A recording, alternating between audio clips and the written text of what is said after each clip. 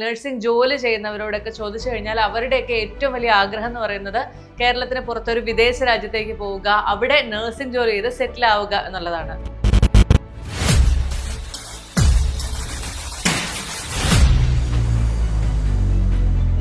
അതായത് നഴ്സസിൻ്റെ ഏറ്റവും പാരഡൈസ് എന്ന് പറയുന്ന ഒരു കൺട്രിയാണ് Australia.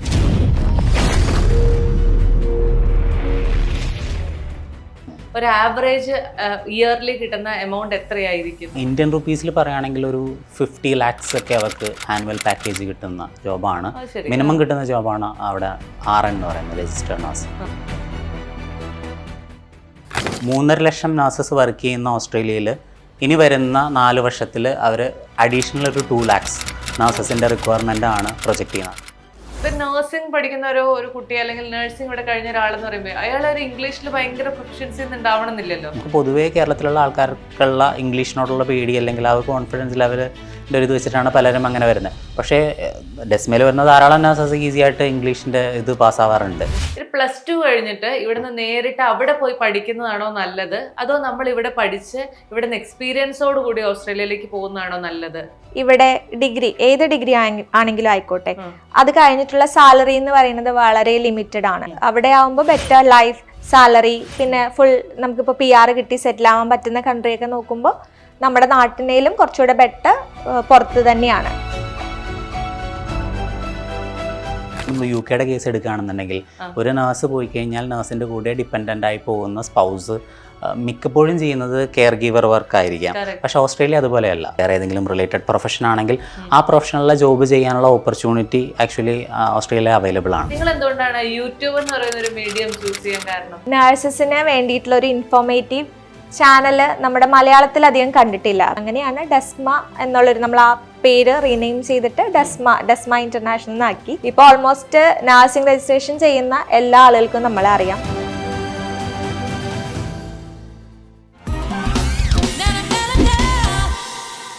Hello everyone, welcome to the show.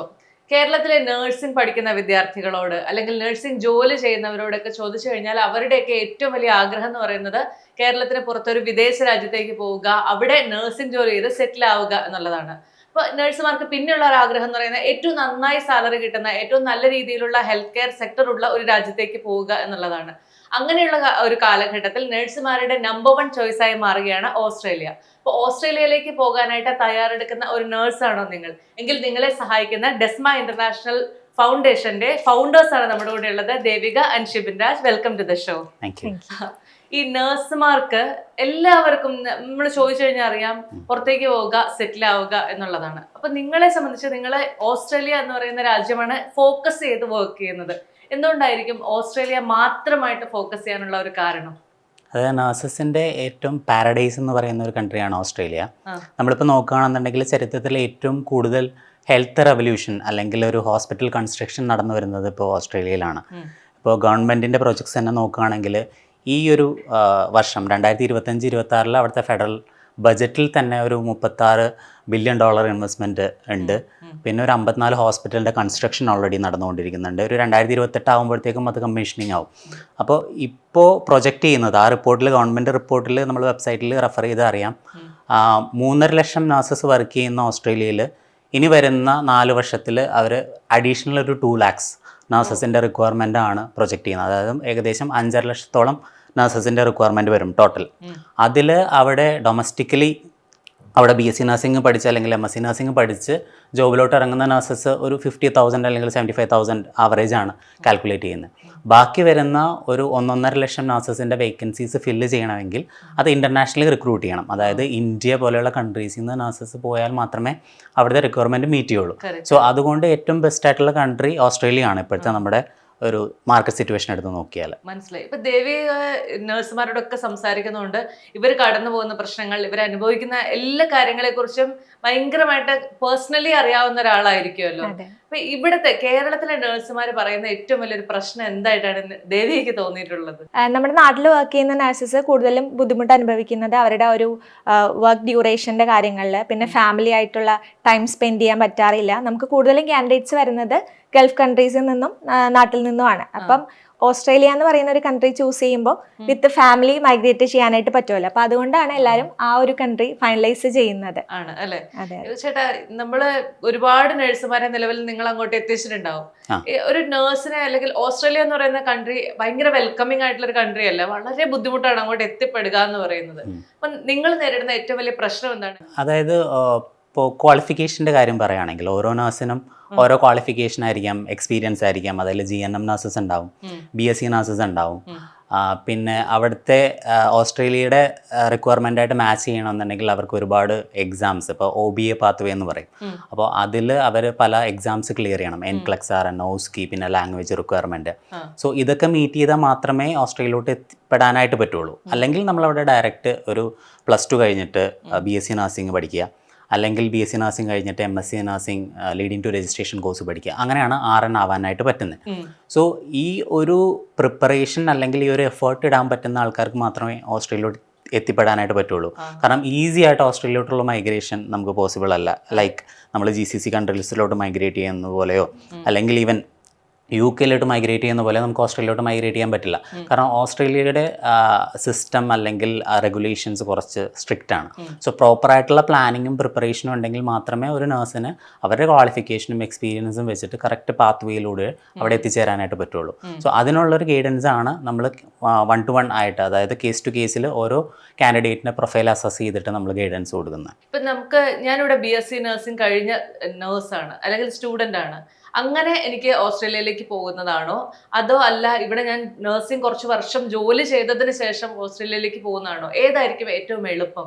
നമ്മൾ നോക്കുമ്പോൾ കാൻഡിഡേറ്റിന്റെ ഫിനാൻഷ്യൽ സ്റ്റെബിലിറ്റി ഫസ്റ്റ് നോക്കുക. ഇപ്പം ഇവിടെ BSc നഴ്സിംഗ് കംപ്ലീറ്റ് ചെയ്തൊരു നഴ്സ് ആണെങ്കിൽ അവർക്ക് നെക്സ്റ്റ് ഓപ്ഷൻ എന്ന് പറയുന്നത് 2 ഉള്ളത്. ഒന്നെങ്കിൽ മാസ്റ്റേഴ്സ് പഠിക്കാനായിട്ട് ഓസ്ട്രേലിയയിൽ പോവാം, അതല്ലെങ്കിൽ OBA process, NCLEX, OSCE, language test, ഇത് 3ഉം ക്ലിയർ ചെയ്തിട്ട് ഓസ്ട്രേലിയയിലേക്ക് മൈഗ്രേറ്റ് ചെയ്യാം. അപ്പോൾ ഇപ്പോൾ ഫാമിലി ബാക്ക്ഗ്രൗണ്ട് ഫിനാൻഷ്യലി കുറച്ചുകൂടെ സ്റ്റേബിൾ ആയിട്ടുള്ള ഒരു കാൻഡിഡേറ്റ് ആണ്, അവർക്ക് ഫിനാൻഷ്യൽ കേപ്പബിലിറ്റി ഉണ്ട്, ബാക്കി എല്ലാ ഓസ്ട്രേലിയയുടെ വിസ റിക്വയർമെന്റ് ഫിനാൻഷ്യലി എല്ലാം മീറ്റ് ചെയ്യാൻ പറ്റുമെങ്കിൽ ഡെഫിനറ്റ്ലി MSc നഴ്സിംഗ് ആണ് കുറച്ചുകൂടെ ബെറ്റർ ഓപ്ഷൻ. അതായത് നമ്മൾ അവിടെ ഓസ്ട്രേലിയയിൽ പോയി MSc നഴ്സിംഗ് പഠിക്കുക എന്നുള്ളത്. അതെ, അത് ലീഡിംഗ് ടു രജിസ്ട്രേഷൻ ആയിട്ടുള്ള കോഴ്സ് ആണ്. ആ ഒരു കോഴ്സ് കംപ്ലീറ്റ് ചെയ്ത് കഴിഞ്ഞാൽ അവർക്ക് ഓട്ടോമാറ്റിക്കലി ആപ്ര രജിസ്ട്രേഷൻ കിട്ടും. ഫിനാൻഷ്യലി അവർ സ്റ്റേബിൾ ആയിരിക്കണം. ഫിനാൻഷ്യലി സ്റ്റേബിൾ എന്ന് പറഞ്ഞു കഴിഞ്ഞാൽ ഞാനിപ്പോ ഇൻകം ടാക്സ് റിട്ടേൺ ഫയൽ ചെയ്യുന്ന ആളാവണോ, അതോ എന്റെ ഫാമിലിയിൽ ആരെങ്കിലും ചെയ്താൽ മതിയോ? അങ്ങനെ ആ ഒരു പ്രോസസ് എന്താണ്? അവരെ സ്പോൺസർ ചെയ്യുന്ന ആളുകൾ, അതായത് പേരൻസോ സ്പൗസോ, അവരൊക്കെ ITR ഫയൽ ചെയ്യുന്നവരായിരിക്കണം. ഇപ്പം BSc കംപ്ലീറ്റ് ചെയ്ത ഒരാൾക്ക് ഓട്ടോമാറ്റിക്കലി അവർ വർക്കിംഗ് ആയിരിക്കും, സാലറി ഉണ്ടാവും. സോ ആ ഒരു കാര്യങ്ങളൊക്കെ ചെക്ക് ചെയ്തിട്ടാണ് നമുക്ക് സ്റ്റുഡന്റ് വിസയിൽ പോകാൻ പറ്റുമോ എന്നുള്ളത് അറിയാനായിട്ട് പറ്റുള്ളൂ. അപ്പൊ അതുകൊണ്ട് ആ ബാക്ക്ഗ്രൗണ്ട് ചെക്ക് ചെയ്യുക. അത് പറ്റാത്ത ആളുകളാണെങ്കിൽ നമുക്ക് ഒബ്വിയസ്ലി OBA പ്രോസസ് ചെയ്യുന്നതായിരിക്കും നല്ലത്. കുറച്ച് എഫേർട്ട് ചിലപ്പോൾ കൂടുതൽ ഇടേണ്ടി വരും. കാരണം NCLEX, OSCE, ലാംഗ്വേജ് ടെസ്റ്റ്, അങ്ങനെ ഒരു 3 സ്റ്റെപ്പ് വരുന്ന ഒരു ലെങ്തി പ്രോസസ്സാണ്. പിന്നെ ഏറ്റവും പെട്ടെന്ന് പോകാൻ പറ്റുന്ന ഏതാണെന്ന് ചോദിച്ചാൽ നമുക്ക് സ്റ്റുഡന്റ് വിസ ആയിരിക്കും അതിനുള്ളൊരു ചോയ്സ്. കാരണം നമുക്ക് വിത്തിൻ ബാക്കി എല്ലാ ഡോക്യുമെന്റ്സും ഓക്കെ ആണെങ്കിൽ വെരി നെക്സ്റ്റ് ഇൻടേക്കിലേക്ക് തന്നെ പോകാനായിട്ട് പറ്റും, ഒരു 6 മാസം മാക്സിമം. ബട്ട് OBA പ്രോസസ് എന്ന് പറയുമ്പോൾ ഒരു 1 ഇയർ എങ്കിലും എടുക്കുന്ന ഒരു പ്രൊസീജിയർ ആണ്, പഠിക്കാനുണ്ട്. അപ്പൊ അതൊക്കെ നോക്കിയിട്ട് കാൻഡിഡേറ്റിന് നമ്മൾ സജഷൻ കൊടുക്കും, അവർക്ക് ഏതാണ് ഓക്കെ അതനുസരിച്ചിട്ട് നമുക്ക് പ്രോസസ് ചെയ്യാനായിട്ട് സാധിക്കും. ചേട്ടാ, ഞാൻ നോക്കുമ്പോഴത്തേക്കും അതായത് കേരളത്തിൽ നിന്ന് മാത്രമല്ല മലയാളി നഴ്സുമാർ മറ്റു രാജ്യങ്ങളിലേക്ക് മൈഗ്രേറ്റ് ചെയ്യുന്നത്.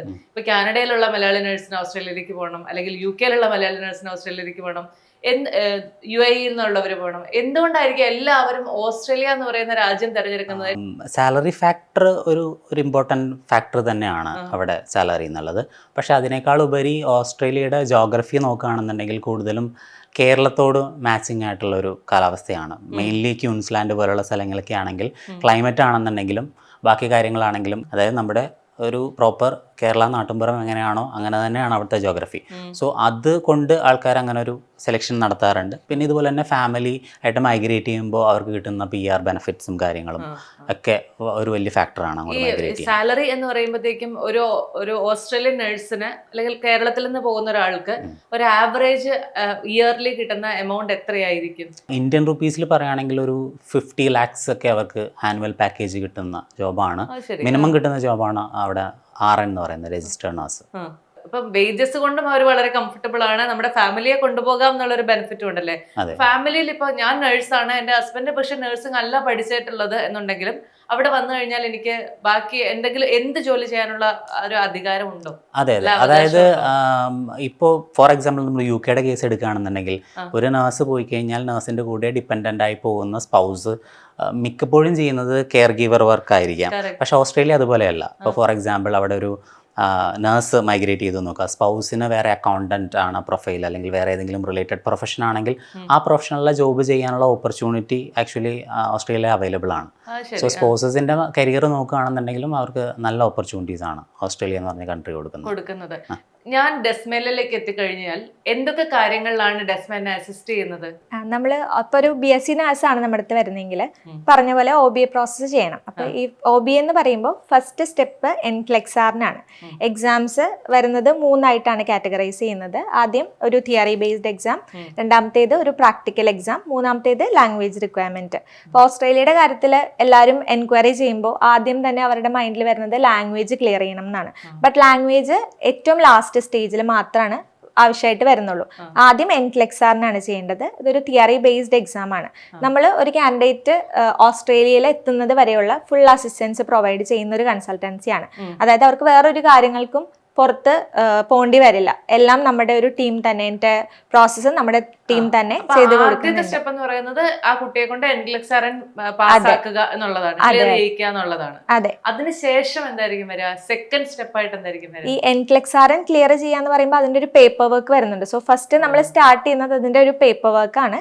അതൊരു 3 to 4 months ടൈം എടുക്കും. അതിനുശേഷമാണ് അവർക്ക് എക്സാം അറ്റൻഡ് ചെയ്യാനായിട്ട് സാധിക്കുള്ളൂ. നമ്മുടെ നാട്ടില്, കേരളത്തിലെ ഒഴിച്ച് ഇന്ത്യയിലെ ബാക്കി കുറെ സെന്റേഴ്സ് ഉണ്ട്, ബാംഗ്ലൂർ, ചെന്നൈ ഒക്കെ ഉണ്ട്. അപ്പൊ അവിടുന്ന് എക്സാം അറ്റൻഡ് ചെയ്യുക. അതിന് മുമ്പ് ഒരു കോച്ചിങ് എടുക്കേണ്ടതുണ്ട്. ഇത് അത്യാവശ്യം എക്സ്പെൻസീവ് ആയിട്ടുള്ള ഒരു പ്രൊസീജിയർ ആയതുകൊണ്ട് തന്നെ നമ്മൾ ഫസ്റ്റ് സിറ്റിംഗിൽ തന്നെ ക്ലിയർ ചെയ്യാൻ വേണ്ടിയിട്ടുള്ള ഗൈഡൻസ് ആണ് കൊടുക്കുക. അപ്പൊ നല്ലൊരു പ്രോപ്പർ കോച്ചിങ് എടുക്കുക. നമുക്ക് ഓസ്ട്രേലിയയിൽ നിന്നുള്ള കോച്ചിങ് വേണമെങ്കിൽ അതുണ്ട്. അവിടുത്തെ RNs ആണ് കോച്ചിങ് തരിക. അതായത് ഓസ്ട്രേലിയയിൽ രജിസ്റ്റേർഡ് നേഴ്സ് ആയിട്ട്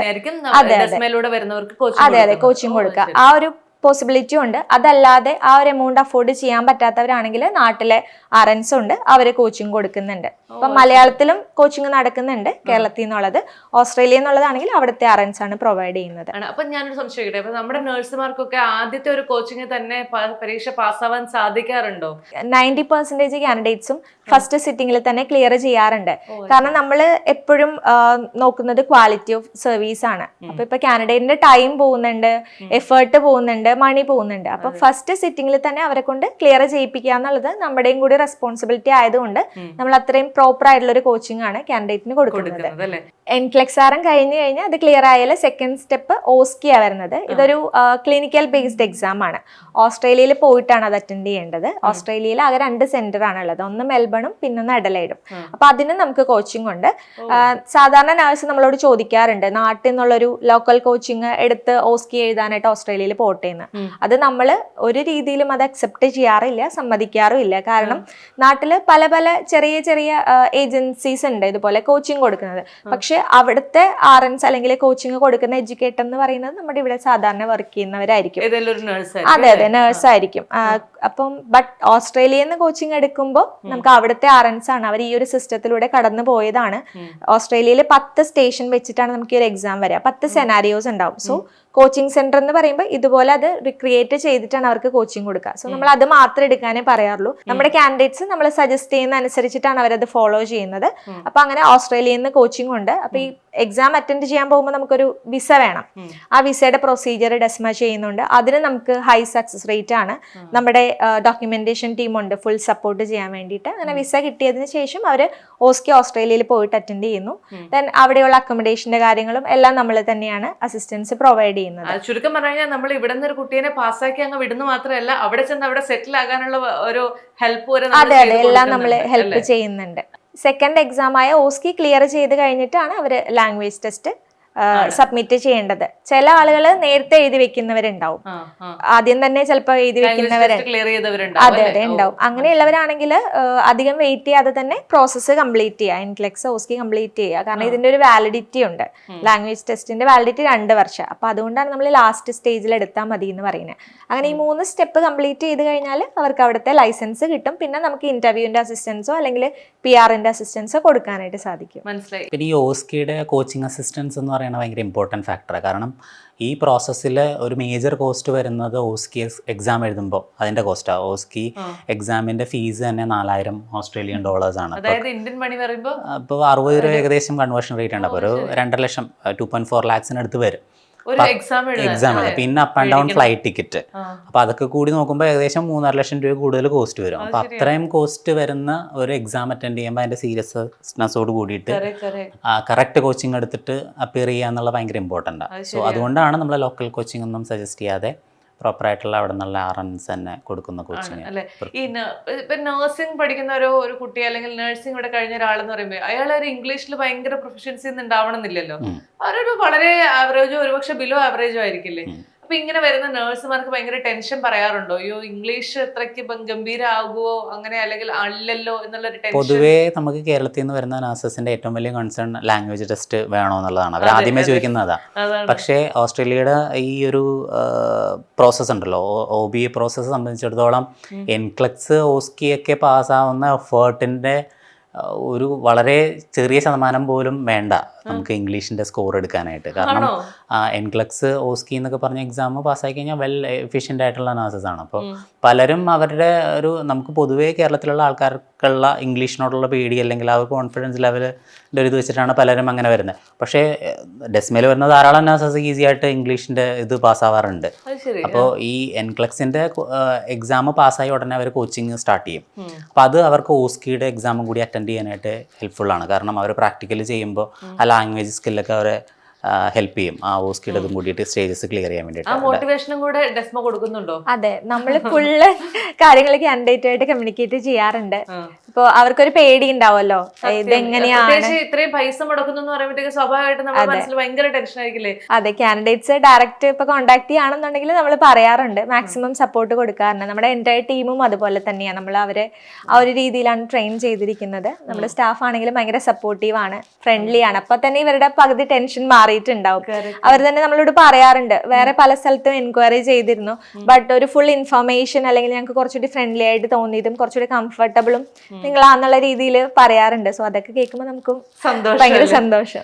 ഡെസ്മയെ കുറിച്ച് ഏറ്റവും അധികം ആൾക്കാർ ഏറ്റവും കേട്ടിട്ടുള്ളത് യൂട്യൂബിലൂടെ ആയിരിക്കും. നിങ്ങൾ എന്തുകൊണ്ടാണ് യൂട്യൂബ് എന്ന് പറയുന്ന ഒരു മീഡിയം ചൂസ് ചെയ്യാൻ കാരണം? ശരിക്കും നമ്മൾ സ്റ്റാർട്ട് ചെയ്തത് യൂട്യൂബിൽ നിന്ന് തന്നെയാണ്. നഴ്സസിന് വേണ്ടിയിട്ടുള്ള ഒരു ഇൻഫോർമേറ്റീവ് ചാനല് നമ്മുടെ മലയാളത്തിൽ അധികം കണ്ടിട്ടില്ല. അപ്പൊ ഞാൻ വർക്ക് ചെയ്തിരുന്നത് ഒരു ഓസ്ട്രേലിയയുടെ കോളേജിലായിരുന്നു. അപ്പൊ ഞാൻ കരുതി ഓക്കെ അങ്ങനെ ഒരു ചാനൽ സ്റ്റാർട്ട് ചെയ്യാന്ന് കരുതി തന്നെയാണ് നമ്മള് തുടങ്ങുന്നത്. ചാനലിന്റെ പേര് ആ സമയത്ത് വേറെയായിരുന്നു, ഓസ്ട്രേലിയൻ നഴ്സിംഗ് ഡ്രീംസ് എന്നായിരുന്നു.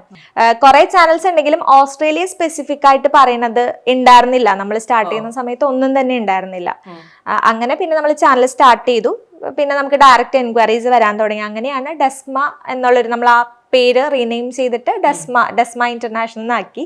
ഇപ്പൊ ഓൾമോസ്റ്റ് നഴ്സിംഗ് രജിസ്ട്രേഷൻ ചെയ്യുന്ന എല്ലാ ആളുകൾക്കും നമ്മളെ അറിയാം. ഇപ്പൊ ചെറിയൊരു കാര്യം തന്നെ പറയുകയാണെങ്കിൽ പല നഴ്സുമാരുടെയും ഹസ്ബൻഡൊക്കെ ആയിരിക്കും എൻക്വയറി ചെയ്യുന്നത്. നഴ്സസ് തിരക്കായിരിക്കുമല്ലോ, കൂടുതലും ഗൾഫിലുള്ള കാൻഡിഡേറ്റ്സ് ആണ് നമുക്ക്. അപ്പൊ അവര് പറയാറുണ്ട്, എന്റെ അടുത്ത് തന്നെ കാൻഡിഡേറ്റ്സ് ഡയറക്റ്റ് പറഞ്ഞിട്ടുണ്ട്, ഡെസ്മയിൽ ആണെങ്കിൽ നീ ചെയ്താൽ മതി പ്രോസസ്സ്, അല്ലെങ്കിൽ ചെയ്യേണ്ട എന്ന് പറയാറുണ്ട്. സോ അങ്ങനെ അപ്പൊ അത്രയും നമ്മൾ ആ ഒരു ജെന്യൂനിറ്റി വന്നത് യൂട്യൂബില് നമ്മൾ രണ്ടാളും കൂടി ഫസ്റ്റ് കാര്യങ്ങളൊക്കെ ചെയ്ത് തുടങ്ങിയപ്പോ തന്നെയാണ്. അങ്ങനെയാണ് നമ്മൾ യൂട്യൂബായിട്ട് സ്റ്റാർട്ട് ചെയ്തത്. പിന്നെ അതുവഴി നമ്മൾ അത് കണ്ടിന്യൂ ചെയ്തു. നമ്മൾ ബാക്കി ഫ്ലെക്സ് കാര്യങ്ങൾ ഒന്നും വെക്കാത്തത് ഇത്രയും നമ്മുടെ ചാനലിന് അത്യാവശ്യം നമ്മൾ ജെന്യൂൻ ആയിട്ട് കാര്യങ്ങൾ പറയുന്നത് കൊണ്ട് തന്നെ കാൻഡിഡേറ്റ്സ് അതിൽ ത്രൂ ആണ് എൻക്വയറി ചെയ്യുന്നത്. അപ്പൊ അതിനകത്ത് സ്വാഭാവികമായിട്ട് ഒരുപാട് ചോദ്യങ്ങളൊക്കെ വരില്ലേ, ഇതില് എന്ത് ചെയ്യാൻ പറ്റും, എങ്ങനെ ചെയ്യാൻ പറ്റും, അല്ലെങ്കിൽ ഞാൻ ഇന്ന എക്സാം പാസ്സായി ഇനി എന്തൊക്കെയാ വേണ്ടി വരിക, അതിനൊക്കെ നിങ്ങൾ അങ്ങനെ മറുപടി കൊടുക്കുകയാണോ ചെയ്യാറുള്ളത്, അതോ നമ്മൾ അവരെ കോൺടാക്ട് ചെയ്യാൻ ശ്രമിക്കുകയാണോ ചെയ്യാറുള്ളത്? നമ്മൾ കോൺടാക്ട് നമ്പർ അതിൽ കൊടുക്കാറുണ്ട്. അപ്പോൾ ഡയറക്റ്റ് എൻക്വയറി വരുമ്പോൾ നമ്മൾ ഒന്നിലേക്ക് ദേവിയ ഡയറക്റ്റ് കൗൺസിലിംഗ് കൊടുക്കാറുണ്ട്, അല്ലെങ്കിൽ ഇപ്പോൾ നമ്മുടെ കൗൺസിലിംഗ് ടീം ഡീറ്റെയിൽ ആയിട്ടുള്ള കൗൺസിലിംഗ് കൊടുക്കാറുണ്ട്. ചിലവർ വീഡിയോസിൽ താഴെ തന്നെ കമൻറ്റ് ചെയ്യുമ്പോൾ അവർക്ക് ഈ ഒരു ഇൻഫർമേഷൻ വേണം. MSc nursing for example MSc nursing ചെയ്യാനുള്ള ഓപ്പർച്യൂണിറ്റീസ് എന്തൊക്കെയാണ്, എങ്ങനെയാണ് അതിനുവേണ്ടി പ്രിപ്പയർ ചെയ്യേണ്ടത്. അപ്പോൾ അത് റിലേറ്റഡ് ആയിട്ടുള്ള കണ്ടന്റ് നമ്മൾ മാക്സിമം ഓഡിയൻസിന്റെ റിക്വയർമെന്റ് അനുസരിച്ചിട്ട് നമ്മളത് ചാനലിൽ അപ്ലോഡ് ചെയ്യാനായിട്ട് നോക്കാറുണ്ട്. മനസ്സിലായി. ഒരു +2 കഴിഞ്ഞിട്ട് ഇവിടുന്ന് നേരിട്ട് അവിടെ പോയി പഠിക്കുന്നതാണോ നല്ലത്, അതോ നമ്മൾ ഇവിടെ പഠിച്ച് ഇവിടുന്ന് എക്സ്പീരിയൻസോട് കൂടി ഓസ്ട്രേലിയയിലേക്ക് പോകുന്നതാണോ നല്ലത്? +2 കഴിഞ്ഞ് ഓസ്ട്രേലിയയിൽ പോയി പഠിക്കുന്നതായിരിക്കും കുറച്ചുകൂടി നല്ലത്. അല്ലെങ്കിൽ ഏത് കൺട്രിയാണോ അവർക്ക് ചൂസ് ചെയ്യാൻ പറ്റുന്നത് ആ ഒരു ഓപ്ഷൻ എടുക്കുന്നതായിരിക്കും നല്ലത്. കാരണം ഇപ്പൊ നമ്മുടെ ഇവിടെ നാട്ടില് +2 കഴിഞ്ഞു, ഇവിടെ ഡിഗ്രി ഏത് ഡിഗ്രി ആണെങ്കിലും ആയിക്കോട്ടെ, അത് കഴിഞ്ഞിട്ടുള്ള സാലറി എന്ന് പറയുന്നത് വളരെ ലിമിറ്റഡ് ആണ്. അപ്പൊ അതുകൊണ്ടാണ് ഇപ്പൊ എല്ലാരും പുറത്തുപോയി പഠിക്കുന്നത്. അവിടെ ആവുമ്പോ ബെറ്റർ ലൈഫ്, സാലറി, പിന്നെ ഫുൾ നമുക്കിപ്പോ PR കിട്ടി സെറ്റിൽ ആവാൻ പറ്റുന്ന കൺട്രിയൊക്കെ നോക്കുമ്പോൾ നമ്മുടെ നാട്ടിനേലും കുറച്ചുകൂടെ ബെറ്റർ പുറത്ത് തന്നെയാണ്. അപ്പൊ എക്സ്പെൻസ് കൂടുതലായിരിക്കില്ലേ? കാരണം നമ്മൾ ഇവിടെ ഒരു BSc നഴ്സിംഗ് പഠിക്കുന്ന ചെലവായിരിക്കില്ലല്ലോ ഓസ്ട്രേലിയയിൽ പോയി ഇതേ കോഴ്സ് പഠിക്കാന്ന് പറയുന്നത്. അതെ, ഫിനാൻഷ്യലി ഓസ്ട്രേലിയയിൽ പോകണമെങ്കിൽ ഫിനാൻഷ്യലി നമ്മൾ കുറച്ച് സ്റ്റേബിൾ ആയിരിക്കണം. നേരത്തെ പറഞ്ഞ പോലെ തന്നെ പാരൻസിന്റെ ഇൻകം ഒക്കെ അതിൽ വാലിഡേറ്റ് ചെയ്തിട്ട് മാത്രമേ നമുക്ക് പോകാൻ പറ്റുള്ളൂ. പിന്നെ ഒരു ബെനിഫിറ്റ്സ് എന്ന് പറയുന്നത് അവിടെ പോയി പഠിക്കുമ്പോൾ നമുക്ക് പാർട്ട് ടൈം ആയിട്ട് വർക്ക് ചെയ്യാം. അറ്റ്ലീസ്റ്റ് നമുക്ക് ലിവിങ് എക്സ്പെൻസിനുള്ള കാര്യങ്ങൾ അവിടെ നിന്ന് തന്നെ കിട്ടും. പിന്നെ നമ്മളിപ്പോൾ ഇത്രയും എമൗണ്ട് സ്പെൻഡ് ചെയ്ത് കഴിഞ്ഞാലും അവിടെ RN-ആയിട്ട് രജിസ്ട്രേഷൻ ഉറപ്പാണ്. കോഴ്സ് കംപ്ലീറ്റ് ചെയ്ത് കഴിഞ്ഞാൽ അവിടെ ഡയറക്റ്റ് നമുക്ക് ജോബിന് കയറാം. സോ ഓസ്ട്രേലിയയുടെ സാലറി വെച്ച് കഴിഞ്ഞിട്ട് നമുക്കൊരു 2 വർഷം 3 വർഷത്തിനുള്ളിൽ ടോട്ടലി നമുക്ക് ആ ഫണ്ട് നമ്മൾ സ്പെൻഡ് ചെയ്ത് റിക്കവർ ചെയ്യാനായിട്ട് പറ്റും. പക്ഷെ അത് നാട്ടിലെ കേസ് എടുക്കുകയാണെന്നുണ്ടെങ്കിൽ നാട്ടിലെ ഈവൻ നമ്മുടെ നാട്ടിലെ ഒരു നഴ്സിംഗ് കോഴ്സ് പഠിക്കുന്ന കോസ്റ്റ് ഒരു നഴ്സ് ഇവിടെ വർക്ക് ചെയ്തിട്ട് സാധാരണ കേരളത്തിൽ വർക്ക് ചെയ്ത് കഴിഞ്ഞാൽ അവർക്ക് എത്ര നാൾ കൊണ്ട് അത് റിക്കവർ ചെയ്യാൻ പറ്റും? സാധാരണ അപ്പൊ നഴ്സുമാരൊക്കെ പക്ഷെ എല്ലാരും കൂടെ ഓസ്ട്രേലിയയിലേക്കൊക്കെ പോയി കഴിഞ്ഞാൽ ഞങ്ങൾ എന്ത് ചെയ്യും എന്നുള്ളതാണ് ഞങ്ങളുടെ സംശയം. അതിന് നിങ്ങൾ എന്ത് പറയും? അതിനിപ്പോ നമ്മുടെ ഇവിടുത്തെ ഹെൽത്ത് കെയർ സിസ്റ്റം കുറച്ചുകൂടി നഴ്സുമാർക്ക് മെച്ചപ്പെടണം എന്ന് ഞാൻ പറയില്ല. ബട്ട് അവരുടെ സാലറി, നഴ്സുമാർ ചെയ്യുന്ന ആ ഒരു ഡ്യൂട്ടി എന്ന് പറയുന്നത് ഭയങ്കര എന്താ പറയാ, നമുക്ക് ആർക്കും ആ ഒരു പൊസിഷൻ ചിലപ്പോൾ ചെയ്യാൻ പറ്റില്ല, ആ ഒരു ഡ്യൂട്ടി ചെയ്യാൻ പറ്റില്ല. സോ അത്രയും നല്ലൊരു പോസ്റ്റിൽ ഇരിക്കുന്ന ആളുകളാണ്. അപ്പൊ അവർക്ക് അർഹതപ്പെട്ട സാലറി കൊടുത്തു കഴിഞ്ഞാൽ ചിലപ്പോൾ ഇവിടെ നിൽക്കുമായിരിക്കും. ഒരുപാട് പേരെ ഇങ്ങനെ മോഹിപ്പിക്കുന്ന ഒരു രാജ്യമാണല്ലോ ഓസ്ട്രേലിയ എന്ന് പറയുന്നത്. അത് എന്തുകൊണ്ടായിരിക്കാമെന്ന് നിങ്ങളുടെ ഒരു അഭിപ്രായത്തിൽ എന്തായിരിക്കും? ഫസ്റ്റ് വൺ സാലറി തന്നെയാണ്. ഇപ്പൊ നമ്മളെല്ലാരും ഒരു ജോബ് സ്വിച്ച് ചെയ്യുമ്പോൾ ആദ്യം നോക്കുന്നത് സാലറിയാണ്. അതുപോലെ തന്നെയാണ് നഴ്സസും. വേറെ ഏത് കൺട്രിയിലാണെങ്കിലും അവർ ഓസ്ട്രേലിയയിലേക്ക് മൈഗ്രേറ്റ് ചെയ്യുമ്പോൾ അവരുടെ സാലറി കൂടുതലാണെങ്കിൽ മാത്രമേ അവർ മൈഗ്രേറ്റ് ചെയ്യുള്ളൂ. സോ ഡെഫിനറ്റ്ലി ബാക്കിയുള്ള കൺട്രീനെ വെച്ച് നോക്കുമ്പോൾ അത്യാവശ്യം സാലറി കൂടുതൽ കൊടുക്കുന്ന ഒരു കൺട്രിയാണ്. പിന്നെ നമ്മുടെ ഇവിടേക്ക് എന്ന് പറഞ്ഞാൽ അവരിപ്പോ നഴ്സിംഗ് ഡ്യൂട്ടിക്ക് പോയി 8 മണിക്കൂറുള്ള ജോലി 8 മണിക്കൂർ കഴിഞ്ഞാൽ അവർക്ക് ഇറങ്ങാൻ പറ്റാറില്ല. എന്റെ സിസ്റ്റർ നേഴ്സാണ്, അപ്പൊ ഞാൻ കാണുന്നതാണിത്. ആള് ആ ഒരു 8 hour ഷിഫ്റ്റ് ആണെങ്കിലും ചിലപ്പോൾ ഇറങ്ങുന്നത് ഒരു 10 മണിക്കൂർ കഴിഞ്ഞിട്ടായിരിക്കും. ഫുഡ് കഴിക്കുന്നത് ആ കറക്റ്റ് ടൈമിലായിരിക്കില്ല. ബട്ട് ഓസ്ട്രേലിയ പോലുള്ള കൺട്രി, അതുപോലത്തെ പല കൺട്രി ഉണ്ട്, UK ഒക്കെ ഉണ്ട്. സോ അവരൊക്കെ ഫോളോ ചെയ്യുന്ന ഒരു സിസ്റ്റം ഉണ്ട്. ആ ഒരു ഇത്ര അവേഴ്സ് വർക്ക് ചെയ്തോ അത് കഴിഞ്ഞാൽ അവർക്ക് ആ ഒരു ഷിഫ്റ്റ് കംപ്ലീറ്റ് ആവും. അതെല്ലാം എക്സ്ട്രാ നിന്നാൽ എക്സ്ട്രാ പേയ്മെന്റ് കിട്ടും. പിന്നെ അവർക്ക് ആ ഒരു ലഞ്ച് ബ്രേക്ക് ഉള്ള ആ ഒരു കറക്റ്റ് ടൈമിൽ തന്നെ അവർക്ക് ബ്രേക്ക് എടുക്കാം. അപ്പൊ അങ്ങനെ കുറച്ചുകൂടെ ഫ്ലെക്സിബിൾ ആണ് അവരുടെ ആ ഒരു വർക്കിംഗ് സിസ്റ്റം. പിന്നെ ക്ലൈമറ്റ്, നമുക്കിപ്പോൾ കാനഡ, UK, US എന്നൊക്കെ എൻക്വയറി വരാറുണ്ട്. ഇപ്പൊ ന്യൂ സ്ട്രീം ലൈൻഡ് പാത്വേ വന്നിട്ടുണ്ട്. അതായത് ഈ പറഞ്ഞ കൺട്രിയിൽ വർക്ക് ചെയ്യുന്ന nurses UK, Ireland, Canada, US, Singapore, Spain, അപ്പൊ ഈ 6 കൺട്രിയിൽ വർക്ക് ചെയ്യുന്ന നഴ്സസിന് ഒരു പാത്വേ ഓപ്ഷൻ ഉണ്ട്. ഓസ്ട്രേലിയയുടെ എക്സാംസ് ഇല്ലാതെ ലൈസൻസ് കിട്ടുന്ന ഒരു പാത്വേ. അപ്പൊ അവര് മൈഗ്രേറ്റ് ചെയ്യുന്നതിന്റെ റീസൺ അവർക്ക് സാലറി ഉണ്ട്, അവർ ഓക്കെയാണ്.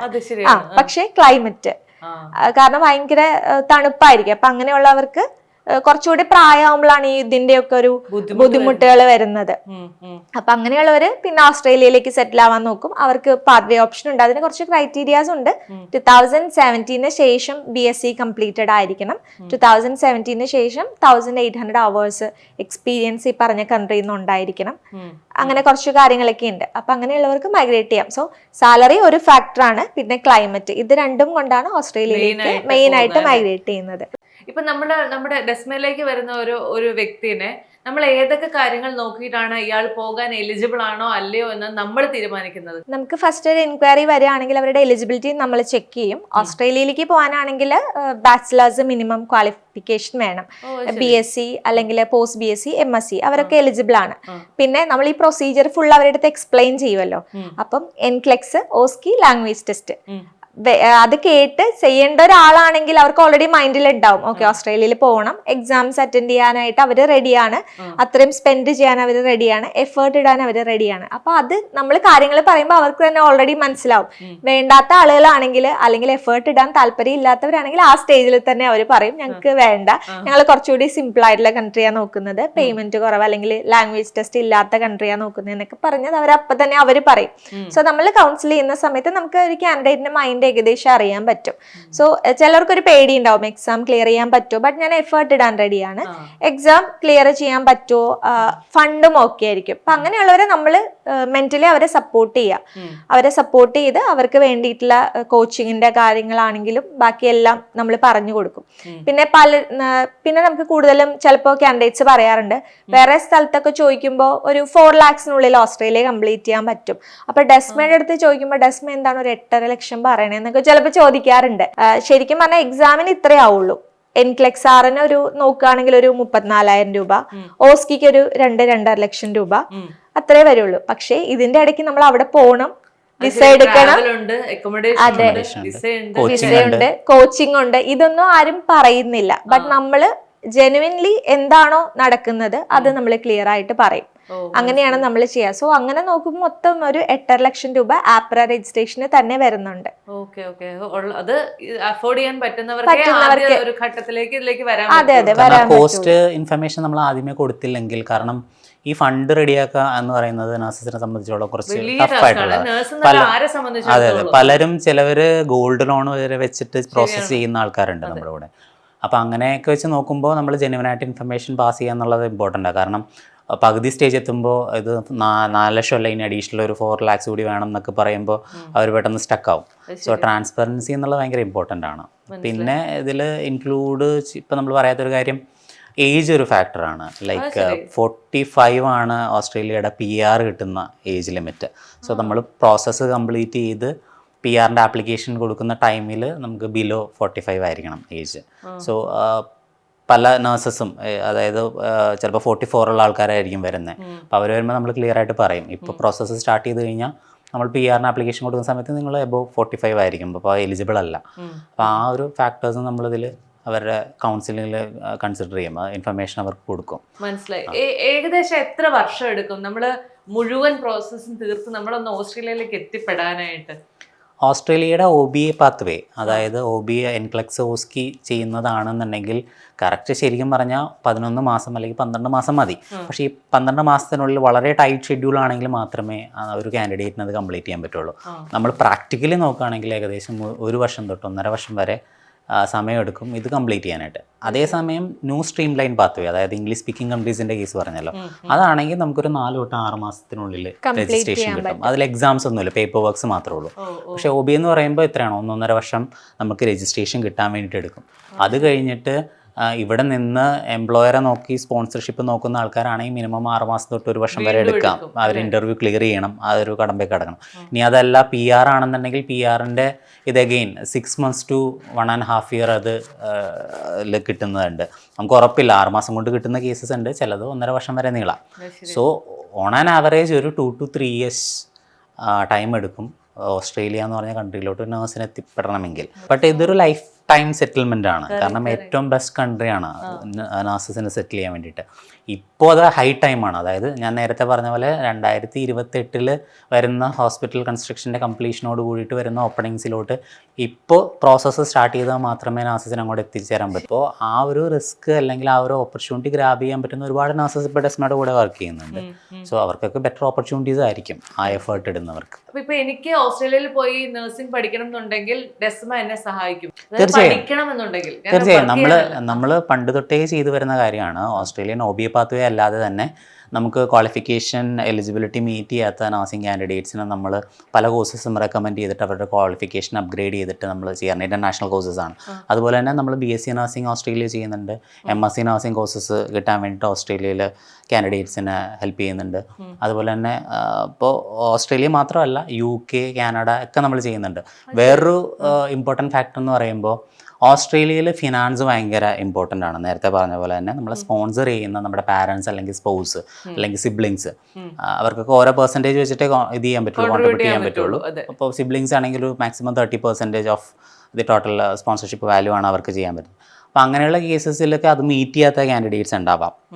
അല്ലെങ്കിൽ ഇംഗ്ലീഷ് ലാംഗ്വേജിൻ്റെ റിക്വയർമെൻറ്റ് ചിലപ്പോൾ ഓസ്ട്രേലിയ പറയുന്ന അത്രയും മീറ്റ് ചെയ്യാൻ പറ്റാത്ത കാൻഡിഡേറ്റ് ഉണ്ടാവും, BSc അല്ലെങ്കിൽ MSc കോഴ്സ് ചെയ്യാനായിട്ട്. അവർക്ക് വേറൊരു ഓപ്ഷനാണ് UK-യിൽ BSc നഴ്സിംഗ് അല്ലെങ്കിൽ MSc നഴ്സിംഗിൻ്റെ ലാംഗ്വേജ് റിക്വയർമെൻറ്റ് ചിലപ്പോൾ റിലാക്സേഷൻ കിട്ടും. അവിടെ ഫണ്ടിന് ഇത്രയും ടഫല്ല നമുക്ക് ഫിനാൻസിൻ്റെ ഇത് ക്ലിയർ ചെയ്തെടുക്കാൻ, സ്റ്റുഡൻറ്റ് വിസ കിട്ടാൻ വേണ്ടിയിട്ട്. അത് നമുക്ക് ചെയ്തെടുക്കാം. അങ്ങനെ അവർക്ക് UK-യിലെത്തി ആ കോഴ്സ് കംപ്ലീറ്റ് ചെയ്ത് അവിടുത്തെ രജിസ്ട്രേഷൻ എടുത്തു കഴിഞ്ഞാൽ ഞാൻ പറഞ്ഞ നേരത്തെ സ്ട്രീം ലൈൻ പാത്വേ വഴി വേറെ എക്സാംസ് ഒന്നും ഇല്ലാതെ ഓസ്ട്രേലിയയിലോട്ട് അവർക്ക് രജിസ്ട്രേഷൻ എടുക്കാൻ പറ്റും. അതൊരു വേറൊരു ഓപ്ഷനാണ്. എഗെയിൻ അതൊരു ലെങ്തി പ്രോസസ് ആണ്, ബട്ട് സ്റ്റിൽ അത് വർക്കബിൾ ആണ്. ഞാൻ പലപ്പോഴും പലരും പറഞ്ഞു കേട്ടിട്ടുള്ള ഒരു കാര്യമാണ്, നമ്മൾ കൂടുതൽ ഈ ഇന്ത്യൻ മണി വെച്ച് കമ്പയർ ചെയ്ത് അവിടേക്ക് ചെല്ലുന്നു, പക്ഷെ അവിടുത്തെ ജീവിത ചെലവ് ഭയങ്കര കൂടുതലാണ്. അപ്പൊ അതുകൊണ്ട് തന്നെ നമുക്ക് ഏൺ ചെയ്യാൻ നമ്മുടെ കയ്യിലേക്ക് ഒന്നും കിട്ടില്ല, സേവിങ്സ് എന്ന് പറയാനുണ്ടാവില്ല, നമ്മുടെ ലൈഫ് നന്നായി ജീവിച്ചു പോകാം. അങ്ങനെയാണെന്നുള്ളത് നേഴ്സുമാരെ സംബന്ധിച്ചിടത്തോളം ഈ ഒരു പ്രശ്നമുണ്ടോ ഓസ്ട്രേലിയയിൽ? ഓസ്ട്രേലിയയിലെ നഴ്സസിന് ആക്ച്വലി ഹൈ പെയ്ഡ് ജോബാണ്. അവിടെ സ്കിൽ ഷോർട്ടേജ് ലിസ്റ്റിലുള്ള ഒരു പ്രൊഫഷനാണ് നഴ്സ്. അവിടുത്തെ ആളുകളെ കൊണ്ട് ഫില്ല് ചെയ്യാൻ പറ്റില്ല, അതുകൊണ്ടാണ് അവർ പുറത്തുനിന്ന് ഹയർ ചെയ്യുന്നത്. അപ്പം നമ്മുടെ ഇവിടെ നഴ്സ് എന്ന് പറയുന്നത് ആ ഒരു അത്രയും പേയ്മെന്റ് കിട്ടുന്ന ഒരു ജോബ് അല്ല. ബട്ട് ഓസ്ട്രേലിയയിൽ അങ്ങനെയല്ല. 4 to 5 lakhs ആണ് പെർ മന്ത് അവർക്ക് സാലറി വരുന്നത്. ബട്ട് അത് ബേസിക് പേ മാത്രമാണ്. അതല്ലാതെ അവർ അഡീഷണൽ വർക്ക് ചെയ്യുമ്പോഴോ അല്ലെങ്കിൽ എക്സ്ട്രാ ഷിഫ്റ്റ് ചെയ്യുമ്പോഴൊക്കെ ഓരോ അവറിനും സാലറി ഉണ്ടാവും, പേയ്മെന്റ് ഉണ്ടാവും. പിന്നെ ഷിഫ്റ്റ് അലവൻസ് എന്ന് പറയും, അതിനെ പെനാൽറ്റി എന്ന് പറയും. ഹോളിഡേയ്സിൽ സൂപ്പർ ആനുവേഷൻ ഉണ്ടാവും. പിന്നെ ഹോളിഡേയ്സിൽ വർക്ക് ചെയ്യുകയാണെന്നുണ്ടെങ്കിൽ ഡബിൾ സാലറി ആയിരിക്കും. അതൊക്കെ വെച്ച് നോക്കുമ്പോൾ മന്ത്ലി ഈ 4.5 അല്ല, അതിൽ കൂടുതൽ അവർക്ക് ഏൺ ചെയ്യാൻ പറ്റും. പിന്നെ സേവിങ്സിലേക്ക് വരണമെങ്കിൽ രണ്ടുപേരും ജോലി ചെയ്യണം. അതായത് ഹസ്ബൻഡും വൈഫും ജോലി ചെയ്താലാണ് അവർക്ക് സേവിങ്സിന്റെ ആ ഒരു ഇതിലേക്ക് കടക്കാൻ പറ്റുള്ളൂ. ഇപ്പൊ ആദ്യം ചെല്ലുമ്പോൾ ചിലപ്പോൾ ആദ്യത്തെ 1 വർഷം ചിലപ്പോൾ സേവ് ചെയ്യാൻ പറ്റണം എന്നില്ല. കാരണം ചിലപ്പോൾ അവർ വീട് വാങ്ങിക്കുന്നുണ്ടാവും, അവിടെ എഡ്യൂക്കേഷൻ, കുട്ടികളുടെ എഡ്യൂക്കേഷന് കാര്യങ്ങളൊക്കെ ആണെന്നുണ്ടെങ്കിലും ഒന്ന് സ്റ്റേബിളായി വരാൻ കുറച്ച് ടൈം എടുക്കും. സോ 1 year ചിലപ്പോൾ സേവിങ്സ് പോസിബിൾ ആയിരിക്കില്ല. ബട്ട് അത് കഴിഞ്ഞിട്ട് ഡെഫിനറ്റ്ലി അവർക്ക് സേവ് ചെയ്യാൻ പറ്റും. ഇപ്പൊ നമ്മൾ കേട്ടിട്ടില്ലല്ലോ, ഓസ്ട്രേലിയയിൽ പോയ ഏതെങ്കിലും നഴ്സ് തിരിച്ച് നാട്ടിലോ വേറെ എവിടെയെങ്കിലും വന്ന് സെറ്റിൽ ആയി എന്നുള്ളത് നമ്മൾ എവിടെയും കേട്ടിട്ടില്ല. ബട്ട് സെയിം ടൈം നമ്മൾ UK ബാക്കിയുള്ള കൺട്രീസിൽ നിന്ന് കേൾക്കാറുമുണ്ട്. ഡെസ്മ എന്ന് പറയുന്നത് മെയിൻലി നഴ്സുമാരെ ഫോക്കസ് ചെയ്യുന്ന ഒരു ഏജൻസിയാണ്. ഡെസ്മ നഴ്സിൽ നിന്ന് ഹെൽത്ത് കെയർ സെക്ടർ എല്ലായിടത്തിലേക്കും വ്യാപിപ്പിക്കാൻ ഉദ്ദേശിക്കുന്നില്ലേ? ഉണ്ട്. നമുക്ക് ഒരുപാട് എൻക്വയറീസ് വരാറുണ്ട്. നമുക്കിപ്പോൾ ഫിസിയോതെറാപ്പിസ്റ്റ്, പിന്നെ ഒപ്റ്റോമെട്രിസ്റ്റ്, അങ്ങനെ ഒരുപാട് റിക്വസ്റ്റ് വരാറുണ്ട്. നമുക്ക് അതിൻ്റെ രജിസ്ട്രേഷൻസ് നമ്മൾ ചെയ്യുന്നുണ്ടോ എന്നുള്ളത്. ഇപ്പോൾ നഴ്സസിൻ്റെ ഒരുപാട് പ്രൊഫൈൽസ് ഉള്ളത് കൊണ്ട് തന്നെ നമുക്കതിന് ആക്ച്വലി ഇപ്പോൾ നമുക്ക് സമയം കിട്ടിയിട്ടില്ല. ബട്ട് എല്ലാ ഹെൽത്ത് കെയറിലോട്ടും നമ്മൾ എക്സ്പാൻഡ് ചെയ്യുന്നുണ്ട്. ബട്ട് സ്റ്റഡി നമ്മൾ ഓൾറെഡി എക്സ്പാൻഡ് ചെയ്ത് കഴിഞ്ഞു. ഇൻക്ലൂഡിങ് MBBS നമുക്ക് സ്റ്റഡി അബ്രോഡിൻ്റെ ഓപ്ഷൻസ് നമ്മൾ കൊടുക്കുന്നുണ്ട്. നഴ്സിംഗ് മാത്രം, അതെ, നഴ്സിംഗ് മാത്രമല്ല, ഹെൽത്ത് കെയർ റിലേറ്റഡ് ആയിട്ടും അല്ലാതെ ആയിട്ടുള്ള എല്ലാ കോഴ്സസും. ഓസ്ട്രേലിയ മാത്രമല്ല, ഓസ്ട്രേലിയ, പിന്നെ New Zealand, UK, Germany even public universities ഉണ്ട്. അവിടെ ഫ്രീ ആണ് പഠിക്കാനായിട്ട്. അവിടെ പിന്നെ വളരെ ചെറിയൊരു എമൗണ്ട് മാത്രമേ അവർക്ക് സ്പെൻഡ് ആവുള്ളൂ. ബാക്കി അവർക്ക് ഫുള്ള് 100% സ്കോളർഷിപ്പ് കിട്ടുന്ന കാര്യങ്ങളൊക്കെ ഉണ്ട്. സോ അങ്ങനത്തെ സ്റ്റഡി അബ്രോഡ് ഓപ്ഷൻസ് നമ്മൾ ചെയ്യുന്നുണ്ട്. എഗെയിൻ രജിസ്ട്രേഷൻ റിലേറ്റഡ് ആയിട്ട് നമ്മളത് ഡെവലപ്പ് ചെയ്തുകൊണ്ടിരിക്കുകയാണ്. കൂടുതൽ ഹെൽത്ത് കെയർ സെക്ടറിലോട്ടുള്ള പ്രൊഫഷൻസിൻ്റെ രജിസ്ട്രേഷൻസ് നമ്മൾ ആഡ് ചെയ്യും പ്രൊഫൈൽസിലോട്ട്. ഇപ്പോൾ ഓസ്ട്രേലിയയിലേക്ക് പോകാൻ ആഗ്രഹിക്കുന്ന ഒരു നേഴ്സാണ് നിങ്ങളെന്നുണ്ടെങ്കിൽ തീർച്ചയായും ഡെസ്മയെ കോൺടാക്ട് ചെയ്യുക. ശരിയായ വഴികളിലൂടെ ശരിയായ രീതിയിൽ എത്രയും പെട്ടെന്ന് ഓസ്ട്രേലിയയിലേക്ക് എത്തുക എന്നുള്ള നിങ്ങളുടെ സ്വപ്നങ്ങൾ പൂവണിയട്ടെ. നിങ്ങൾക്ക് രണ്ടാൾക്കും എല്ലാവിധ ആശംസകളും. ഡെസ്മ ഈ നഴ്സിംഗ് സെക്ടറിന് മാത്രം, ആ ഒരു ചെറിയ സെക്ടറിൽ മാത്രം നിൽക്കാതെ എല്ലായിടത്തേക്കും എത്രയും പെട്ടെന്ന് വ്യാപിക്കാൻ സാധിക്കട്ടെ. Wishing you all the very best and thank you so much. Thank you.